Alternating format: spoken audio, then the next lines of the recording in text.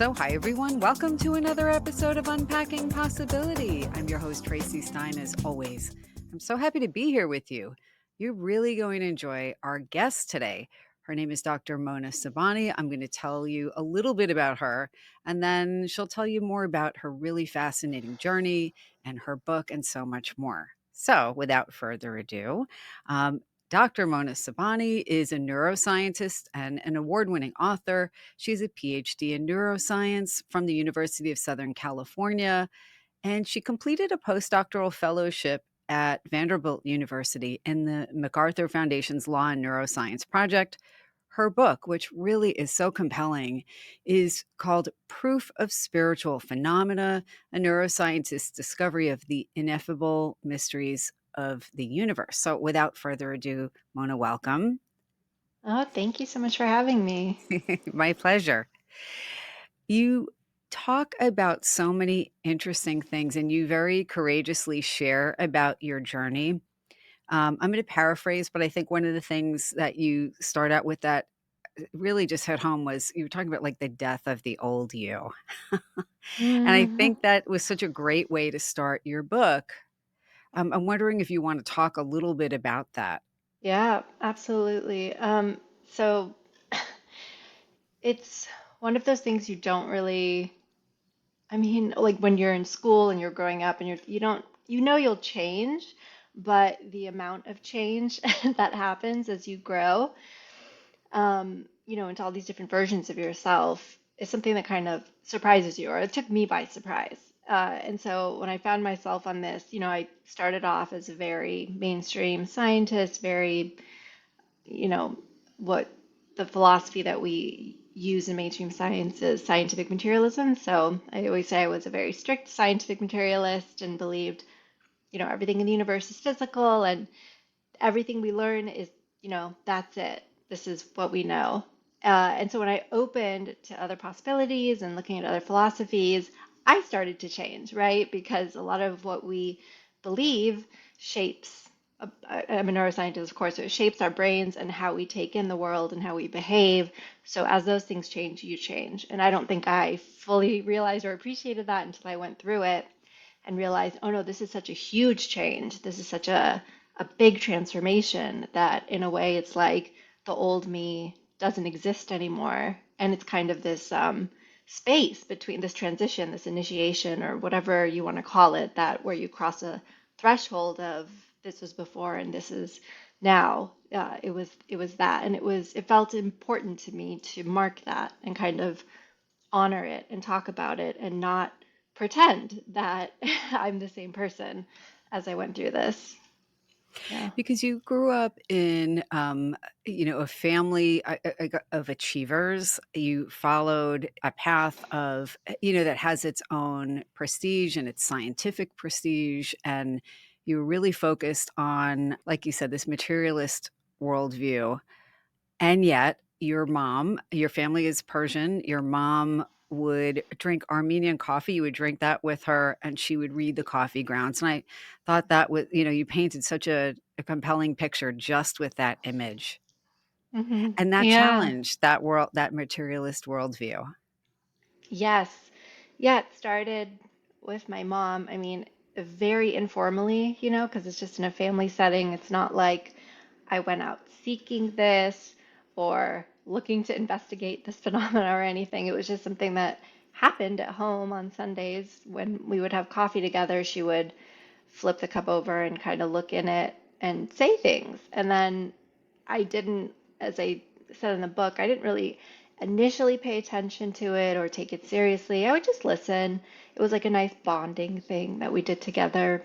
And then, but I noticed that sometimes she would get really serious and then, warn me about things.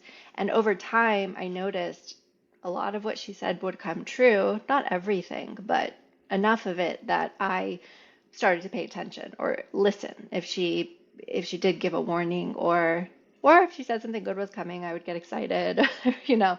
So I kind of started to pay attention and take notes. And this was all during my grad school journey. So it was like at the same time I was being trained as a formal scientist. So these two sides of my life did not go together. So I just kept them in my head very separate. And I couldn't explain the coffee readings with what I was learning, in school and the way I was being trained. But I used those skills to approach it and kind of with skepticism or with discernment, take notes, track, make sure I don't leave things out, kind of try to be aware of my own bias and all that. So as I did that though, I despite all that, I was like, she is definitely tapping into something, and it seems to be helpful and useful in my life. So I used it with caution. And I know you mentioned in the book there are two things, especially, I'm sure there were more than those two, but that stood out for you. One is she foretold. She was very careful about not trying to worry you unduly, but she felt she needed to warn you about very bad news you were going to get. And Hmm. this wound up being the death of a mentor, and a Hmm. very disturbing kind of Hmm. set of Yeah. events, and you can talk about that if you want. And the other was about finding a love relationship, and she was so specific without Hmm. any earthly way of gathering that detail. I'll let you talk about it, obviously. Yeah. Yeah, there were many, but there were those two. The first one especially really shook me because it was a life or death thing. And I think up to that point, that had never come up for me. And in life, much less in the readings. So up to that point, the readings had just been, this is going to happen, or you might have are you having difficulty with a friend, or things like that.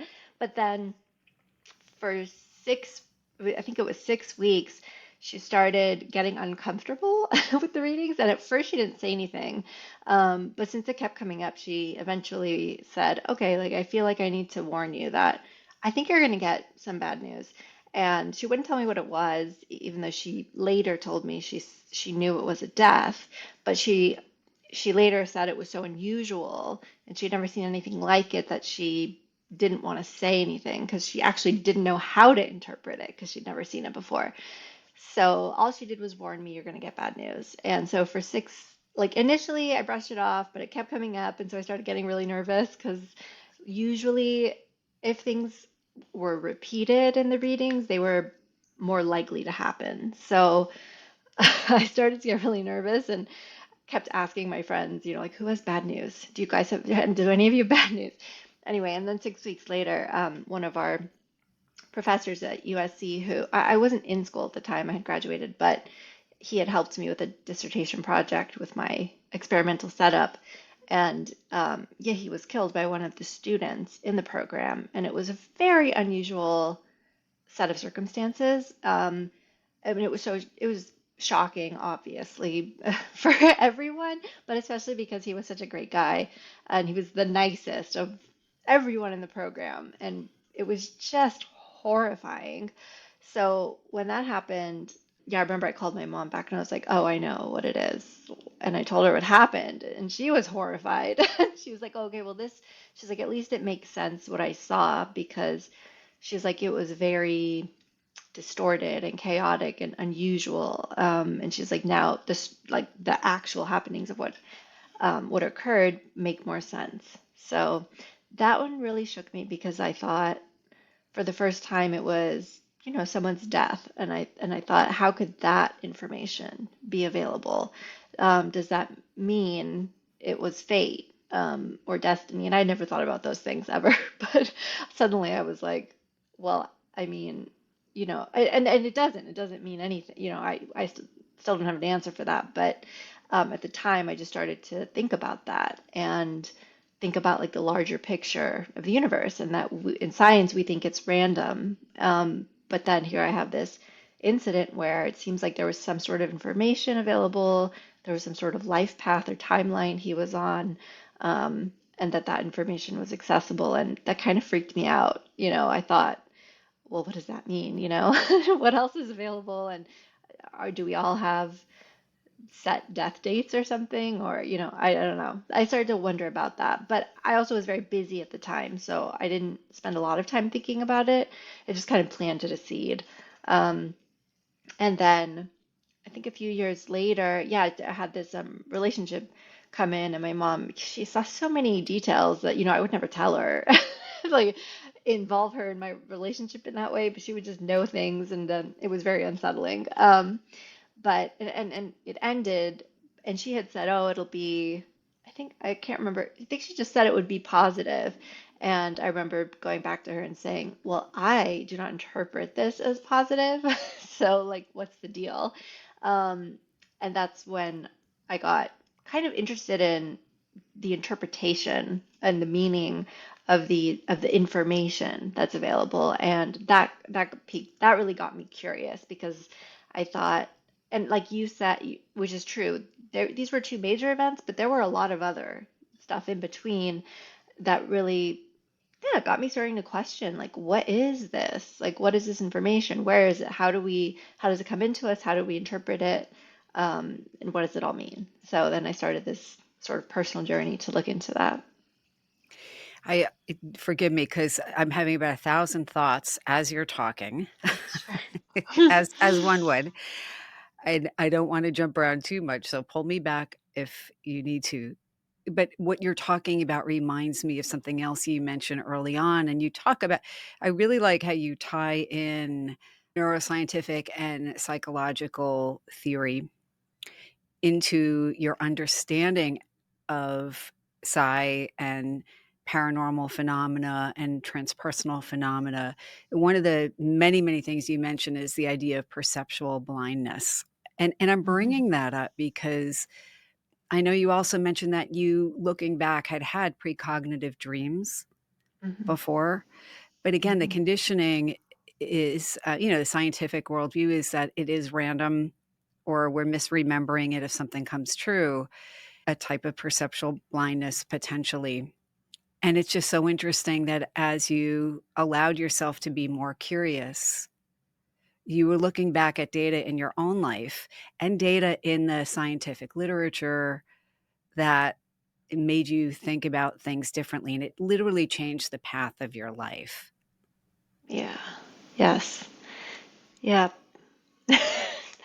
Yeah, it did. And it was part, it has been very, what's a good way to say this? It has been very fascinating, I guess, to go through this experience as a neuroscientist, um, with that training, because in the beginning it was, as I mentioned in the book, it was almost torturous, because I couldn't just accept things. So I would just it was like overthinking. Like, my brain couldn't stop coming up with other explanations, or double guessing myself, or just going over things a million times, and being like, I would believe it, then I would doubt, then I would go back, and it was just this cycle of like torture. but but it's also fascinating because, yeah, whereas, and a lot of times on the journey, I just wished, I was like, God, I wish I was just somebody who could just accept things that, like, it would be so much easier. I wouldn't have to sit here for hours going over this in my head. But in some ways, it made me, when I did come to conclusions that would eventually stick, it did make me more certain of them. More like, no, I went over this a million times. No, I controlled for everything I could control, plausibly. Um, so it was helpful, I think, for me, for my kind of personality, I guess, which doesn't accept things easily. So interesting, though, too, because you bring up something else. You bring up so many interesting points in your book. And I don't know if you know, but I have another podcast that I do with a co host, and it's primarily paranormal, which is me Oh, I putting see. on a completely different hat. So, and for years, I came to this a little bit differently in terms of my path because I've had intuitive experiences since I was a young child. And so, it's crazy making in a way because the world is telling you it's not real, and I'm a psychologist in my day job. And I remember people in the field saying, well, that's kind of BS, or Mhm. they were so good at coming up with other reasons why, it would be something else and always pathological. Yeah. Um, and I'm okay with people having their own interpretations, but Hmm. there is this inner burden you carry when you're wrestling with something where the prevailing paradigm really is very pathologizing of it. And Yeah. you talk about how in the book how people treat science as a religion, and the other side of that too is there are people who see the paranormal in every single event, right? And clearly you didn't want to go down that road either. Mm-mm. And so your Yeah. scientific brain really led you on this incredible journey of learning and exploration. Yes. Yeah, I wanted to approach it with curiosity. I mean, at some point yeah, you kind of get forced, I think, as a scientist to look at you're not only looking at the evidence for this phenomena you're interested in, but yeah, then you have to look at yourself and your framework and kind of, question, how am I looking at this? It's very meta. Like what Yeah. is my what are my biases? What is my and I noticed that I initially was, they really train you. They don't call it indoctrination. Like you do get indoctrinated when you get a doctorate, because you learn this way of seeing the world, testing, experimenting, variables, all this stuff, and you're in it to for it to become part of your identity, and it does, and you can't just leave it behind. And you're so immersed in it, you don't realize it. But this was one of those life events where I had to actually look back on it and be like, oh wow, okay, yeah, this is how I see the world with this new information coming in. This is how I'm viewing it. I'm viewing it like immediately, like it's not true. And like for some of the things, when I would start exploring and I would read something and I'd be like, oh, that's not possible. So I would catch myself doing that and then have to stop and be like, well, maybe I'm wrong. How do I know? Like my training says that, but if I go back to the core of the essence of science, it's actually to be curious.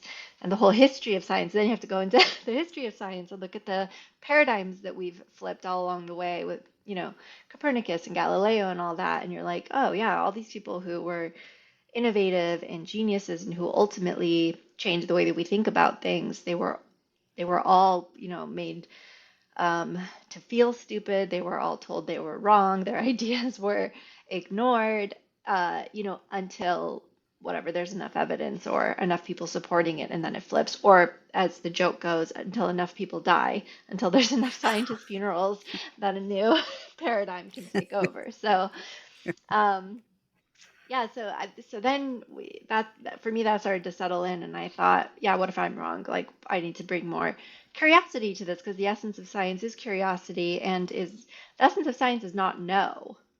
It's not no, you're wrong, or 100%. no. The essence is curiosity and collecting data and then interpreting that data, and you don't throw away data when it doesn't fit the model. You just put it on the side until you have a better model. Yeah, it's so true. I'm looking at my million questions that I wrote down for you. One of the things you talked about, I think, on another podcast was that disbelief in psi and the paranormal, as I just mentioned, is like a religion. And the myth is that there is no evidence or any evidence is crap. Right. And Yeah. in your journeys, though, you met a lot of legitimate scientists who were discovering and very courageously looking at all kinds of things. I'm wondering if there was any scientist in particular that you were like, this is like a lifeline. This is what I needed to hear, or this feels like it's breathing life into this as the right path for me now. Yeah, I think, let's see. Um, well, this in the timeline of my journey, the first thing I encountered was the experiments from the US government. Like back in the 70s, there was a group, I think it went under various names, but Stargate was one of them. Yeah, So they had these physicists from the 70s studying psi, and they did like 20 plus years of research on the phenomena and published in Science, and which is a prestigious scientific yeah, journal, and what was the other one? IEEE, I think, yeah. and which is a prestigious engineering journal. And it was so good that they operationalized it and used it in the CIA and in the military to the point where they had training programs. So, in my experience, I also have worked with the US government in some of my jobs in the military. They don't fund things easily. They No, definitely don't no. continue funding things easily. So, for me, at least when I read that, that was one of the first sets of data that I looked at. I thought, well, there must have been something there. Otherwise, there would never have been 20 plus years of money poured into it. Never. No, there's no way. Maybe 5 years, but 20, no. But like, and it definitely across divisions, across departments. So that was the first thing that got my attention. But then that was also old. It was like the 70s, the 90s. The methods obviously were not as good as they are now. So when I moved into the more recent literature, people who are still alive and doing this work, I think Dean Radin and Julia Yes. Mossbridge, their Yes. data, yeah, they are so sharp. Their experiments are so controlled. And Julia is trained as a neuroscientist, so she comes at it from a normal, mainstream scientific background training as well. So their experiments, their data, I mean, there's so many other good people in the field, but if I'm looking back on my when I was being flipped, it was really like when I read Jean Radin's book and Oh, yeah. books and Julia Mossbridge, and then I thought, oh yeah, no, this is like I can't. Their experiments are good. Like I've used the same protocols in some of my experiments, and yeah, so it's valid. It legitimizes, I don't know if I didn't know how much you felt like you needed to legitimize what you were, it's, I'm assuming somewhat. And Mhm. to find yourself in good company and have this larger community that gets it and also is willing to walk away from a traditional science career trajectory. And that is actually what you did as well, which Mhm. is no Yeah. small thing to do. Yeah. Oh, it was really important, although I don't think I realized it at the time, like, or at least it wasn't a focus, but it became a focus um, a bit later when I realized it would be nice to have a fellow scientist, or, so I did reach out to Julia, and she's a great mentor now, and other people. Actually found, thanks to Jeff Kripal, who he's the chair of philosophy and religious studies at Rice University. So his writing was also instrumental, I think. Oh, in flipping me because he wrote that book, The Flip, which is about scientists who flip worldviews. But he Sounds like a real connected estate me. book.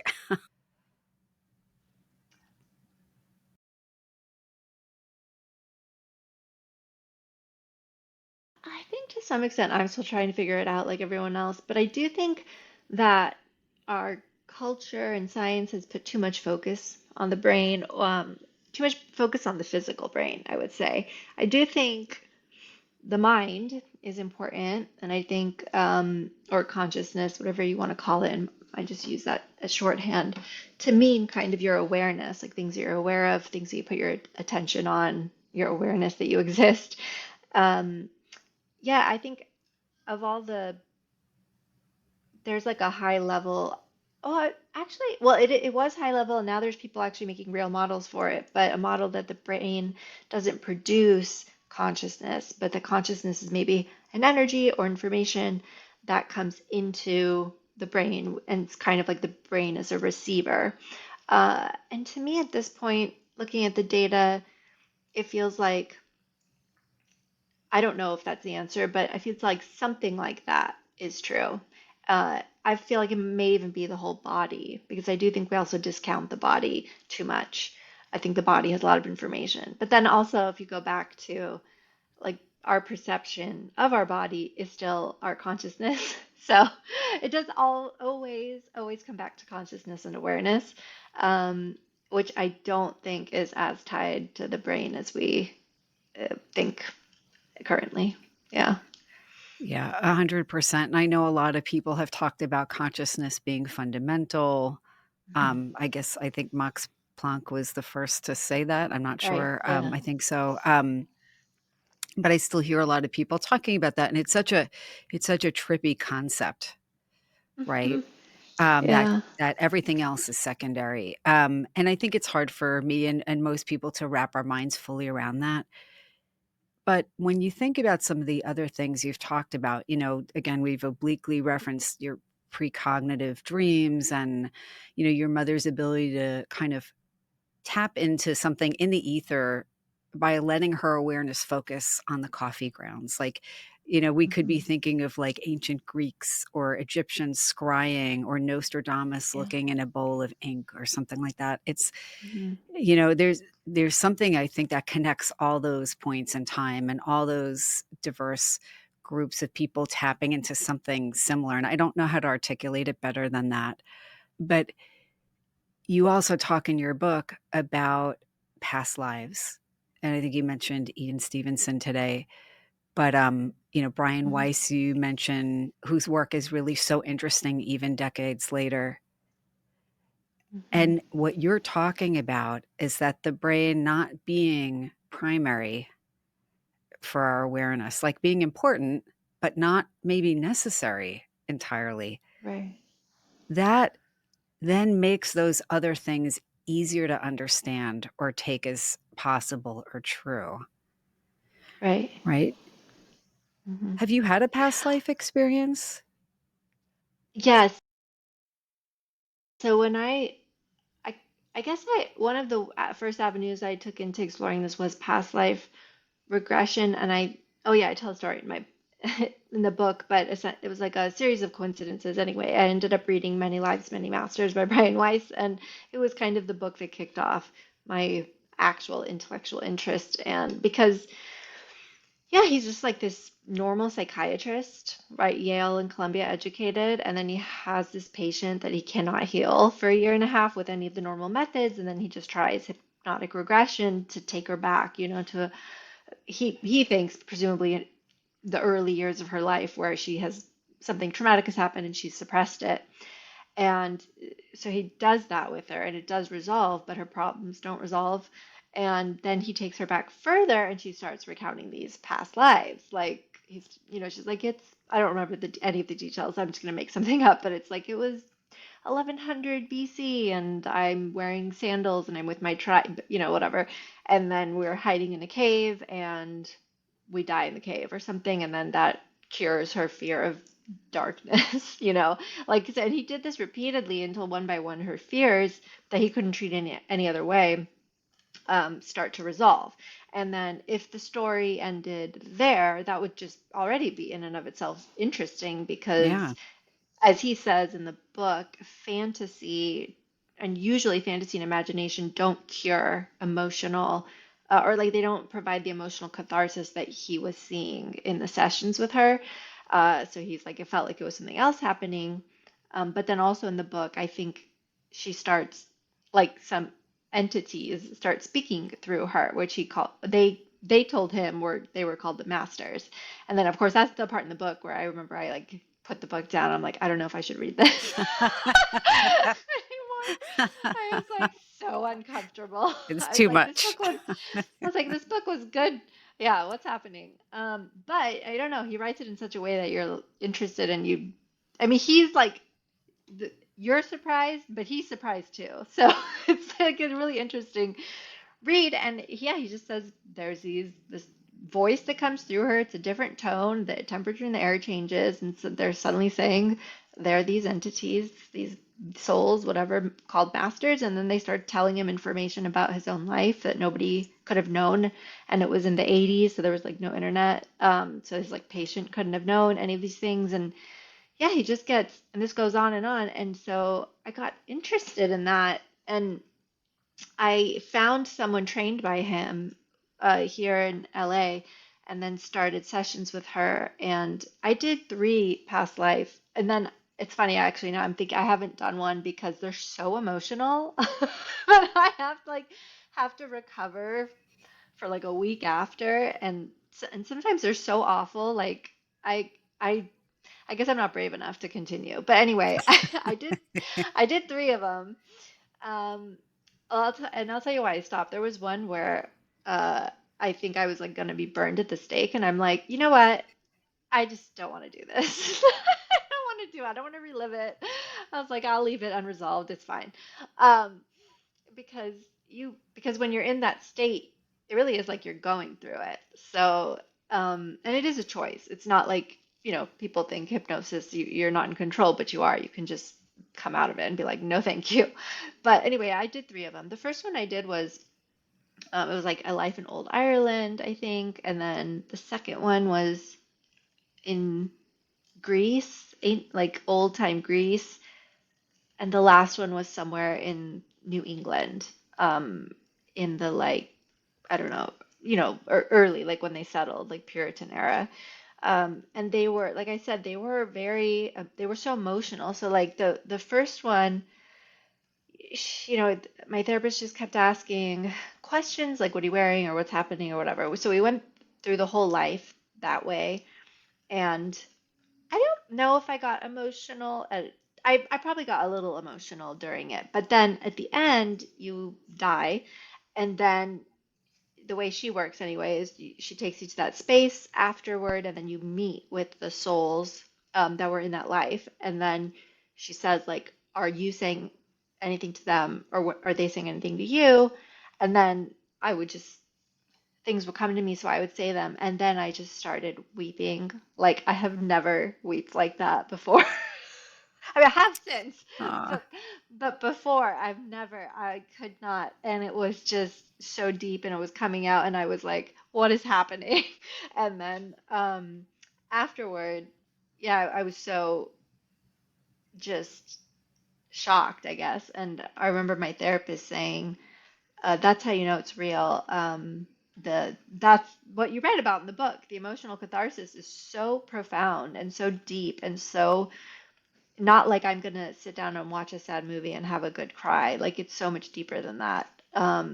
And so then I was like, wow. So then I did two more, and then yeah, I mean, I probably should do more, but it's like they are very emotional, and they get you for a while. Yeah. And it's really, it's so compelling as you talk about it too, because obviously, as you're mentioning, especially one where you were about to be burned at the stake, which obviously no one would want to relive, but it kind of makes sense given the path you're on now, because in this life, you don't have to be burned at the stake. You can actually do something that I think it requires some courage. I mean, it really requires a serious decision to shut the door on one type of path. And Right. maybe it's just a slightly different path or a parallel path. But I'm sure when you were getting your PhD in neuroscience, you weren't thinking that this is where you would Mhm. be at this point. Yeah. And in this lifetime, you can Right. safely, Yeah. which is great. Hopefully. No. Yeah.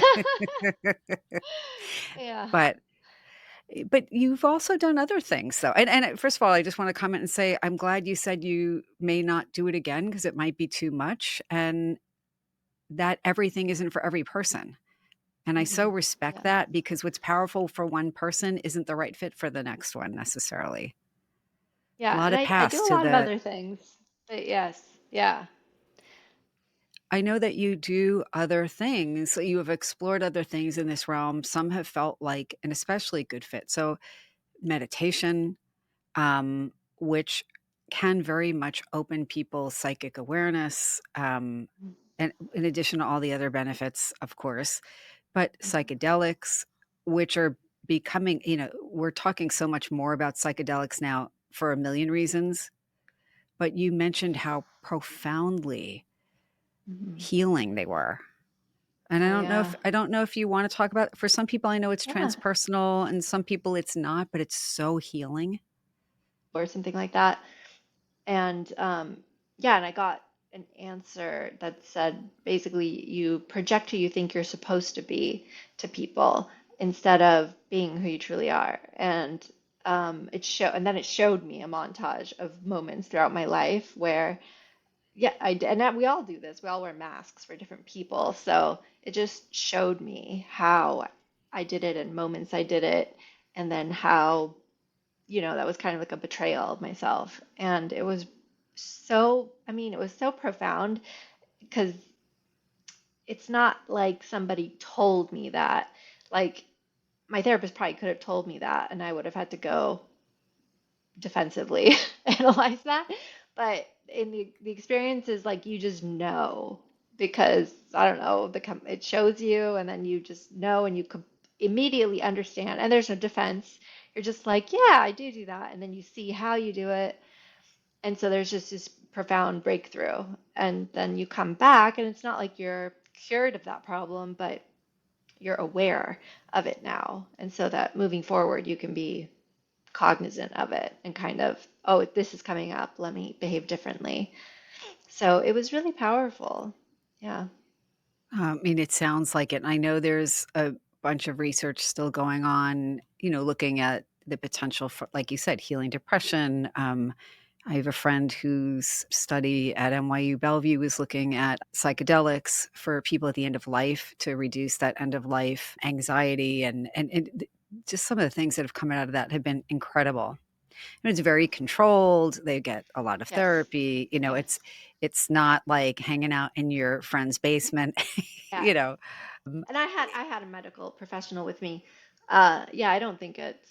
I mean, I psychedelics are such a flip of a coin of what you're gonna get. Like I would never want to do it alone.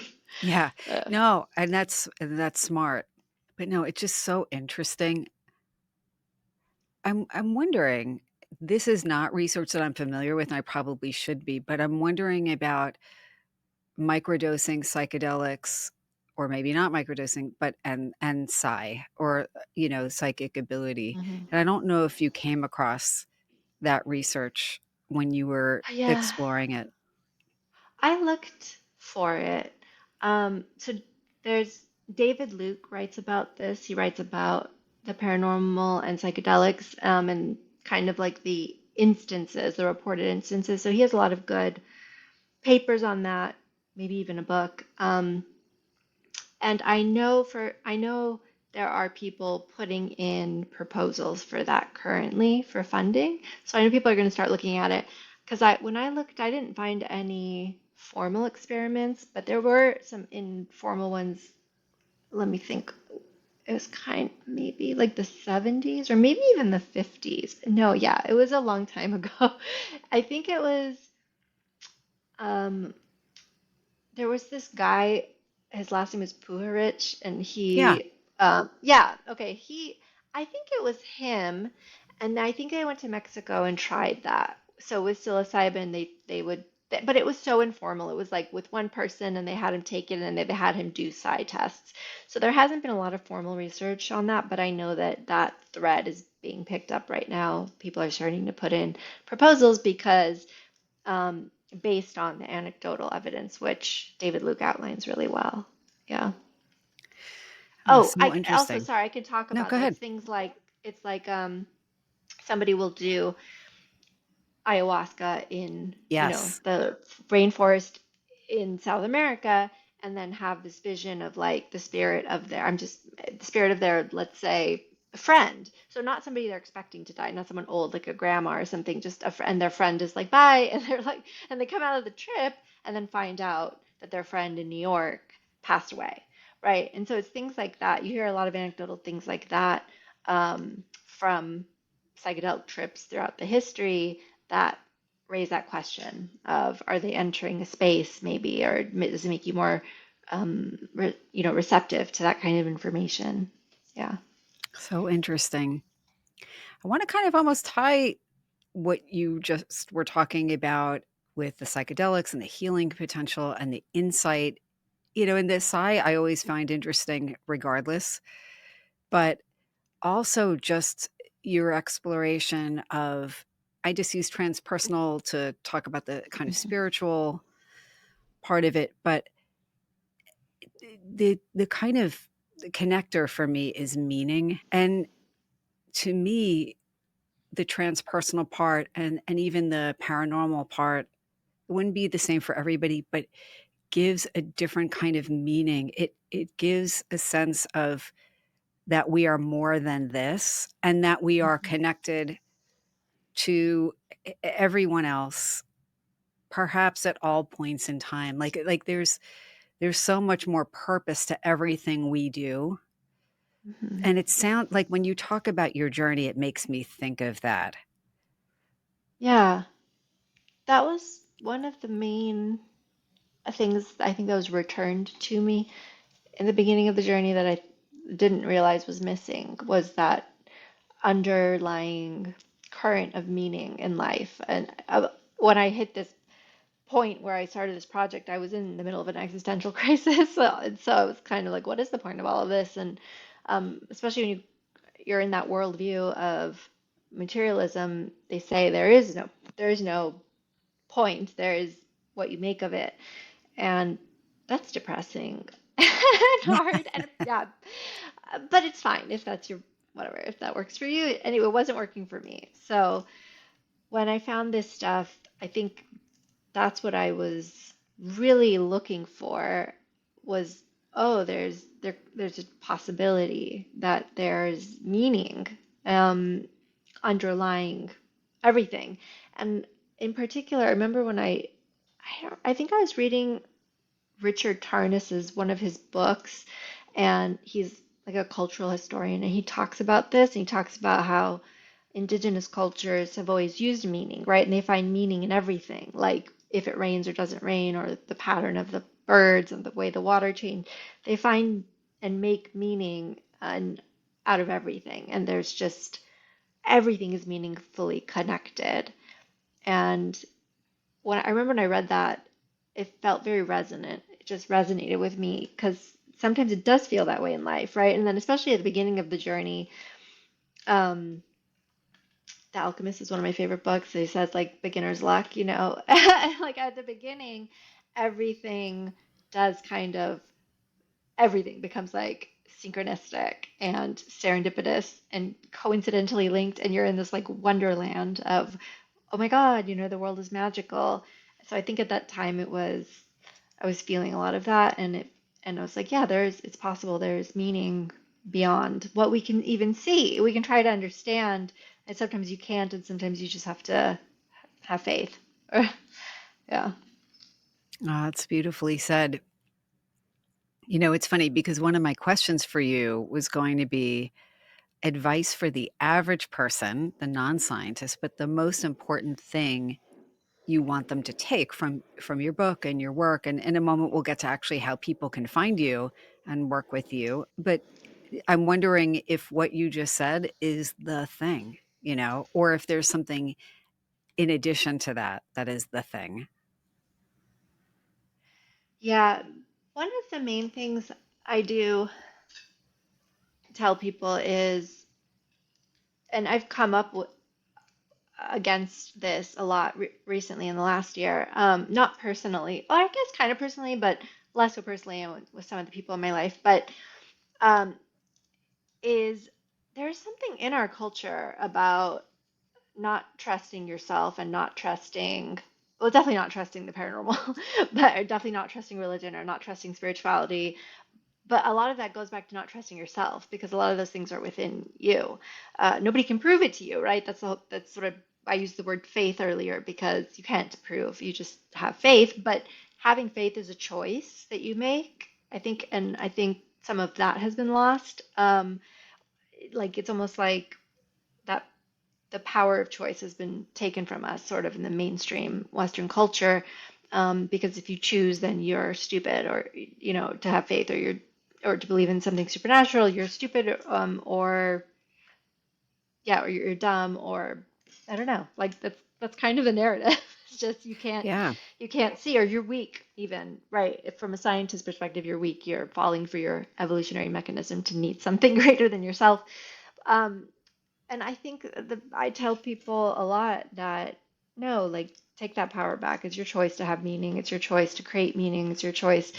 And this came up because someone I love passed away, and I immediately felt like I was getting messages left and right. They were so powerful, and I, I did find myself doubting, just because, again, it's so ingrained. You can't help yourself. But then when I saw people who knew him, who or his family, or I could see them struggling to accept. And I had to keep reminding them, like if you find a heart on your walk and you think it was from him, nobody can prove to you it was or it wasn't either way, honestly.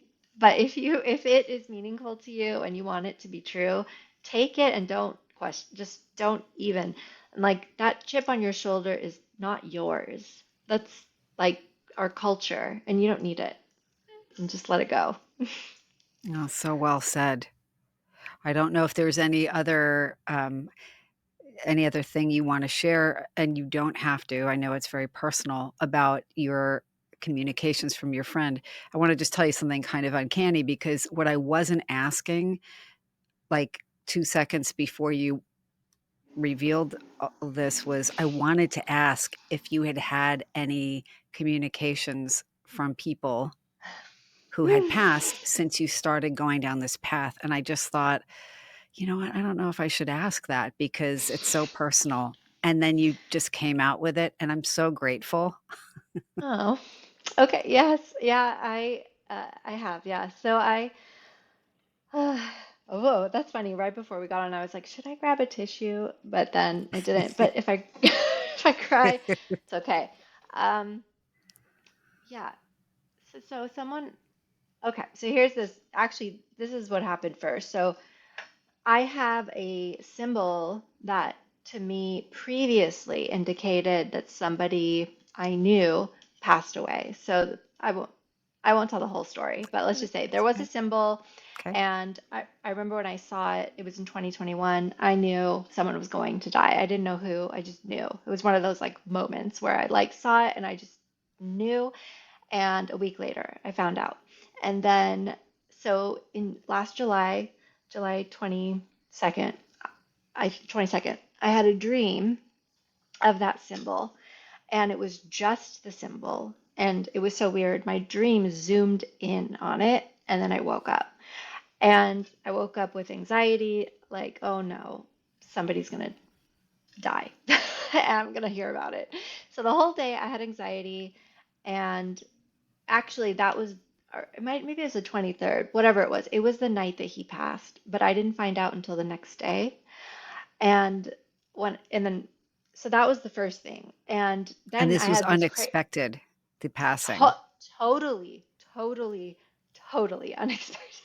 Oh, wow. It totally. He was young. He was my age. He was Oh, wow. healthy. It was an illness. It was so unexpected. It was so like it shouldn't have happened. It shouldn't have been that way. So first was that dream, and then immediately when I heard, it was just the weirdest thing. I felt him like there, and of course I was like, oh, I'm just imagining it. But it was so strong that I was like, and I felt like he was right here. Like it was so weird. It was like right here specifically, and I spoke to one of my good friends who's also very intuitive, but also a scientist that night, or maybe the next night. So I was sitting at the desk, like I haven't seen any this year, but last year I was sitting at my desk weeping, and one of the green June bugs comes up to my screen and starts flying into it repeatedly, just kept flying into it repeatedly. And it just kept doing it. And I looked at it and it was looking at me and it kept flying into the screen. And I stopped crying for a moment because I was like, okay, hi, I guess you're here. Oh my goodness. That's And amazing. That is uncanny. yeah, it was weird because they it's just weird. I've never even seen those again. I'm like doing the thing with the scientist thing. Like maybe they've done it before and I haven't noticed, but they really haven't. I sit at that desk every single day. And I've never even had a bug fly into the window or a bird. And the thing kept flying into the screen. And it was literally like it was trying to get, to me, not realizing there was a screen there. And so I just stopped crying because I was like, okay, I know you're with me.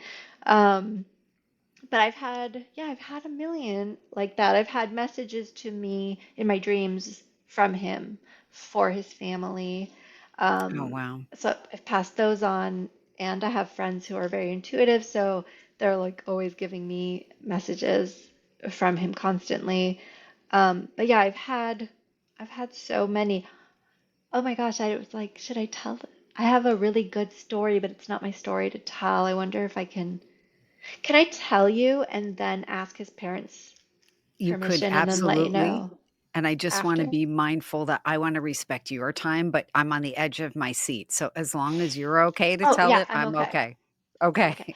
All right, I'll tell you the story and then I'll have to ask them for permission. Okay. But so I went there, I went to their 2 weeks ago for the memorial. I went to their house and because they were doing a fundraiser for a scholarship fund in his name. So For I your went, I friend went who to, passed. yes, yeah, his Okay. family, he was a teacher in Burundi, and so they set up a scholarship fund for the students in his name. And so his parents did a fundraiser, um, not on the anniversary of his death, but whatever around it, a week later. So I get to his parents' house and they're showing me around because I'd been to their house, but not like I didn't get a tour. So they're giving me a tour, and they go down to the basement, and they have this puzzle framed, and so they tell me the story of the puzzle. So he had bought his mother a 2,000 piece Van Gogh, The Starry Night puzzle, and his mom was like, "Oh," and it was a mean gift because the puzzle pieces were like this big, Oh my god. like tiny, like it was a hard puzzle. So his mom's like, "Oh my God, I'm never gonna finish this puzzle." But they worked on it together the last Christmas that he came home, and he flew back to Burundi, and she finished the puzzle by May, except that there was one puzzle piece missing.